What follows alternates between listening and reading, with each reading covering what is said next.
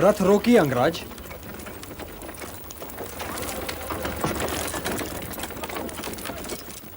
आइए अंगराज।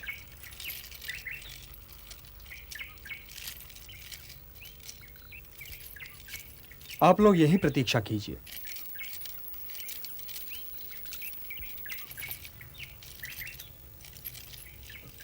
आपको आश्चर्य तो अवश्य हो रहा होगा कर्ण कि यह देवकी पुत्र आपको कहां ले आया। आपके स्थान पर यदि कोई और होता तो अवश्य आश्चर्य करता। आप तो किसी के आश्चर्य की सीमा में समा ही नहीं सकते वासुदेव। हे राधे, आप एक उत्तम व्यक्ति हैं, सच्चरित्र। आपने जिसे धर्म माना कभी उस धर्म का उल्लंघन नहीं किया, तो फिर आप दुर्योधन जैसे अधर्मी के शिविर में क्या कर रहे हैं? आप तो धर्म की एक एक परत का ज्ञान रखते हैं अंगराज। आप तो यह सोच नहीं सकते कि दुर्योधन का मार्ग धर्म का मार्ग है, सत्य का मार्ग है। परंतु मेरे और दुर्योधन के संबंध का आधार न धर्म है केशव, और ना ही अधर्म। इस संबंध का आधार स्नेह है। वो मेरा मित्र है। वो मेरा कृष्ण तो नहीं, किंतु मैं उसका सुदामा अवश्य हूं। क्षत्रियों के समाज ने मुझे केवल इसलिए नहीं स्वीकार किया ना कि मैं एक सूत पुत्र हूं, परंतु दुर्योधन ही एक अकेला क्षत्रिय है जिसने कभी भी मेरे और उसके बीच इस विशेषण की दूरी नहीं रखी। आज से बरसों पहले जब हस्तिनापुर क्षत्रिय समाज के सामने द्रोणाचार्य और कृपाचार्य जैसे गुरुश्रेष्ठ मेरा अपमान कर रहे थे, तो केवल दुर्योधन मेरी सहायता के लिए उठा। उसने मुझे अंक का राजा बनाकर मुझे यह अधिकार दिलवाया कि मैं उस अभिमानी कुंती पुत्र अर्जुन को ललकार सकूं। और यही कारण है देवकी नंदन कि जब कभी उसका मुझे कोई दोष दिखाई देने लगता है तो मैं अपनी आंखें मूंद लेता हूं। इस संसार में केवल दो ही ऐसे प्राणी हैं जिनसे मैं प्रेम करता हूं, दुर्योधन और वो देवी जिसने मुझे जन्म तो नहीं दिया, परंतु वो मेरे लिए उस माता से भी अधिक महत्वपूर्ण है जिसने मुझे जन्म तो दिया, परंतु जन्म देते ही त्याग भी दिया। मैं दुखी होता हूं तो इन्हीं दोनों को दुखी देखकर, और सुखी भी होता हूं तो इन्हीं दोनों को सुखी देखकर। मेरे पास ना अपना कोई सुख है और ना ही कोई दुख। मुझे स्वयं अपने जीवन से कोई लगाव नहीं, किंतु मैं जब तक जीवित हूं मेरे हृदय में इन दोनों के अतिरिक्त किसी और के लिए कोई स्थान नहीं बन सकता। यह ठीक है अंगराज कि कृतज्ञता का ऋण उतारना सहज नहीं। सबसे भारी ऋण यही होता है। परंतु फिर भी यदि बात सत्य और असत्य, धर्म और अधर्म, प्रकाश और अंधकार के बीच आन फंसे, तो क्या असत्य, अधर्म और अंधकार का पक्ष लेकर भी यह ऋण उतारना उचित है? क्या ऐसा ऋण उतारने से ऋणी ही रह जाना उचित नहीं है अंगराज? यह तो मुझे ऋण लेते समय ही कह देना चाहिए था ना वासुदेव, परंतु एक बार ऋणी हो गया तो ऋण चुकाने में आनाकानी नहीं करनी चाहिए, परिणाम जो भी हो। हां, यह भी एक दृष्टिकोण हो सकता है। परंतु आप यह क्यों नहीं सोचते अंगराज कि दुर्योधन उस क्रीड़ा में लज्जित हो चुका था और वो अपने लिए अर्जुन का एक प्रतिद्वंद्वी मोल लेना चाह रहा था? कहीं ऐसा तो नहीं कि उसने अंग देश देकर आपको मोल ले लिया हो? हे वासुदेव, यदि उसने मुझे मोल भी ले लिया हो तब भी अपने को बेचा तो स्वयं मैंने ही था ना।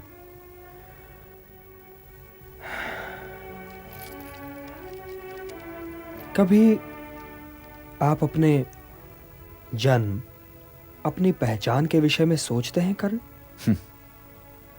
यदि सोचूं भी तो मिलेगा क्या? अर्थात आप नहीं जानते कि आप कौन हैं? जानता तो नहीं, किंतु अनुमान लगा सकता हूं। मेरी माता अवश्य किसी आदरणीय परिवार की पुत्री होंगी। कदाचित कोई राजकुमारी जिनका भवन गंगा तट पर होगा। जब ही तो मेरे जन्म लेते ही मुझे सहजता से गंगा में बहा दिया। और मैं यह भी अनुमान लगा सकता हूं कि मेरी माता को अपने पुत्र से कहीं अधिक अपना यश प्रिय था। उन्होंने अपने पुत्र को त्याग दिया और अपनी प्रतिष्ठा को संभाल के रख लिया। और अपनी माता को खोजने के लिए आपका हृदय भी नहीं मचला? जिस माता ने मुझे त्याग दिया हो, उसे खोजकर मैं करूंगा क्या? उसे पाकर भी मैं क्या करूंगा वासुदेव? और संभवतः मेरे जन्म के उपरांत किसी आदरणीय कुल में किसी महाराजा, किसी दिग्विजयी से उनका विवाह भी हो गया हो, और अब वो ऐसे पुत्रों की माता हूं जिन्हें त्यागने की आवश्यकता ही ना पड़ी हो। परंतु हे कृष्ण, मुझे इस बात का दुख नहीं कि मैंने अपनी माता की ममता का स्वाद नहीं चखा। मेरी माता का नाम राधा है वासुदेव, और मैं उन्हीं के नाम से जाना जाता हूं, राधे। किंतु आप अचानक मेरे अतीत की समाधि की ओर क्यों निकल गए? मैं तो उधर कभी जाता ही नहीं। वर्तमान की बात कीजिए वासुदेव, वर्तमान की। आपने ठीक ही अनुमान लगाया अंगराज। आपकी माता एक बहुत आदरणीय परिवार की पुत्री हैं। इसलिए जब आपका जन्म हुआ तो समाज की परिनिंदा से वे डर गईं। आज वे कई पुत्रों की माता हैं, परंतु उनके हृदय में एक सन्नाटा है राधे। उनका हृदय एक रिक्त स्थान है, एक रिक्त स्थान। वे दिन रात अपने उस पुत्र के विषय में सोचती रहती हैं जो कवच कुंडल पहने हुए जन्मा था। क्या आप ये कहना चाहते हैं कि मैं सूत पुत्र नहीं हूं? क्या आप ये कहना चाहते हैं कि मैं क्षत्रिय हूं? क्या मेरा यह अनुमान भी ठीक है कि आप मेरी माता को जानते हैं? हे वासुदेव, क्या मेरी माता जीवित है? क्या मैं उनके दर्शन कर सकता हूं? मुझसे मेरा परिचय करवाइए वासुदेव, मुझसे मेरा परिचय करवाइए। हे दानवीर, हे महारथी, क्या आप सत्य को सहन कर पाएंगे? सत्य का घाव अपमान के घाव से तो गहरा नहीं होता ना वासुदेव।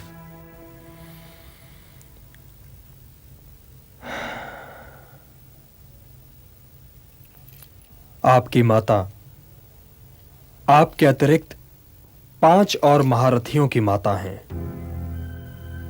और वो 5 महारथी ऐसे योद्धा हैं जिन्होंने आज तक पराजय का स्वाद नहीं चखा। 5 महारथी? 5? आप कहीं पांडवों की बात तो नहीं कर रहे? उनके अतिरिक्त ऐसे और कौन 5 योद्धा हैं कर्ण जिन्होंने पराजय का स्वाद न चखा हो? हाँ कुंती पुत्र, हाँ, मैं पांडवों की ही बात कर रहा हूं। मेरी बुआ कुंती आपकी माता हैं और आप पांडवों के ज्येष्ठ भ्राता हैं।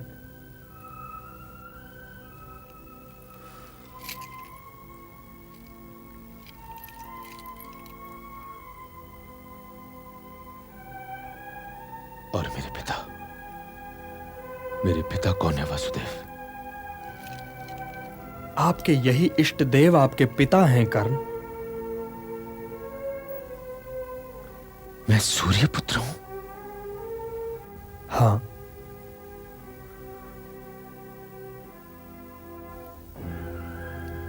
मेरे दुर्भाग्य की सीमाओं को क्या आप माप सकते हैं वासुदेव?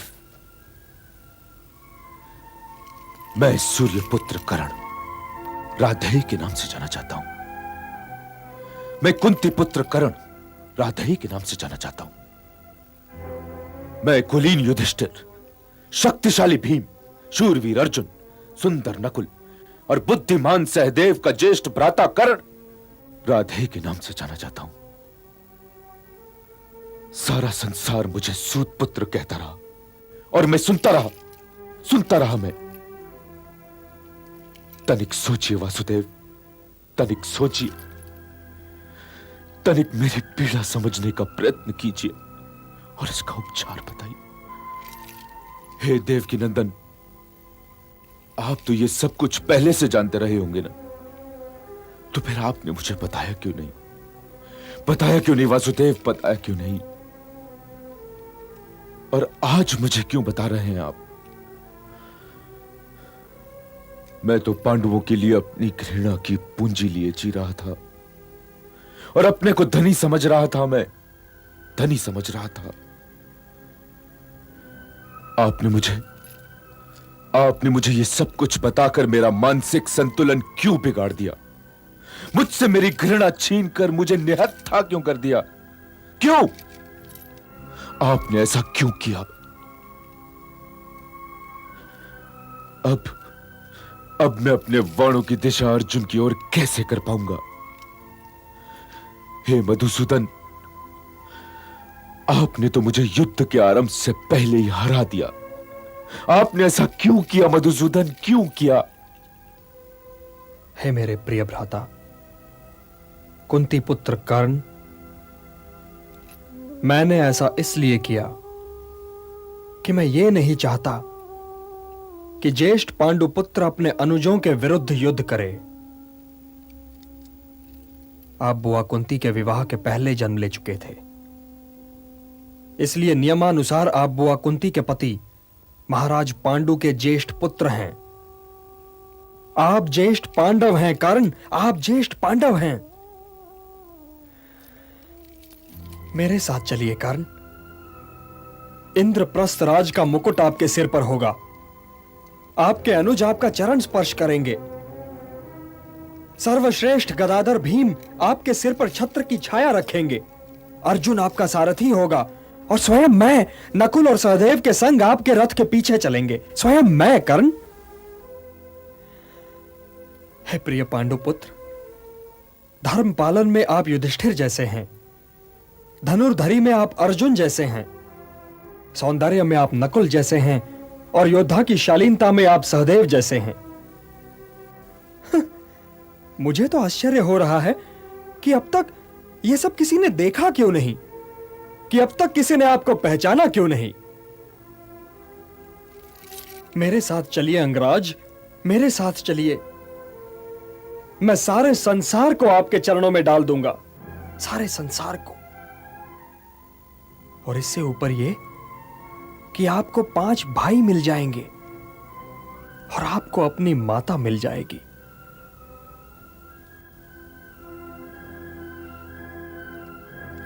आप जो कुछ कह रहे हैं वो सब ठीक है, परंतु मैं दुर्योधन का ऋणी हूं। आपने उस ऋण के विषय में तो कुछ कहा ही नहीं। मैं आपके लिए भी अपने आप से झूठ नहीं बोल सकता केशव, नहीं बोल सकता। मैं जानता हूं कि पांडव तो आपकी कृपा के सुरक्षा छत्र के नीचे हैं। मैं क्या, युद्ध में तो उन्हें कोई भी नहीं हरा सकता। और मैं यह भी जानता हूं केशव कि कौरव सेना की पराजय निश्चित है। फिर भी मैं दुर्योधन ही के ध्वज तले युद्ध करूंगा। दुर्योधन के लिए मेरा आत्मविश्वास पराजय स्वीकार करने को भी तैयार है। हे मधुसूदन, अब जब यह जान लेने के बाद कि अर्जुन मेरा अनुज है, मैं उसकी ओर उसके प्राण लेने वाले वाण तो नहीं भेज सकता ना। फिर भी मैं युद्ध करूंगा, अर्जुन से युद्ध करूंगा। आप तो यह अच्छी तरह जानते थे ना कि मैं दुर्योधन की मित्रता को कभी नहीं त्यागूंगा। फिर भी आपने मुझसे मेरे जन्म का रहस्य बताकर अर्जुन के प्राणों की रक्षा कर ली। हे केशव, यदि आपने ऐसा न किया होता तो अच्छा होता। तो अब आप मुझे एक वचन दीजिए कि मेरे वीर गति को प्राप्त होने तक आप मेरे अनुजों को यह नहीं बताएंगे। यदि युधिष्ठिर को पता चल गया कि मैं उसका ज्येष्ठ भ्राता हूं, तो वो अपने सिर पर मुकुट रखना कभी स्वीकार नहीं करेगा, और राजा बनने योग्य तो मेरा अनुज युधिष्ठिर ही है। यदि उसने मुझे यह मुकुट दे दिया,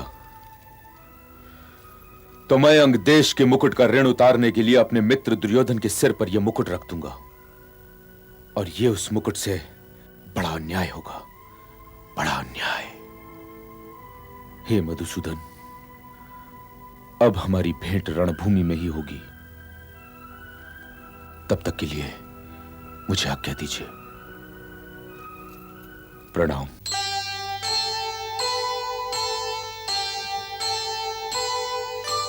पश्चिम से सूरज उगे, दिन बन जाए रात, किंतु कभी ना मित्र से कर्ण करेगा घात।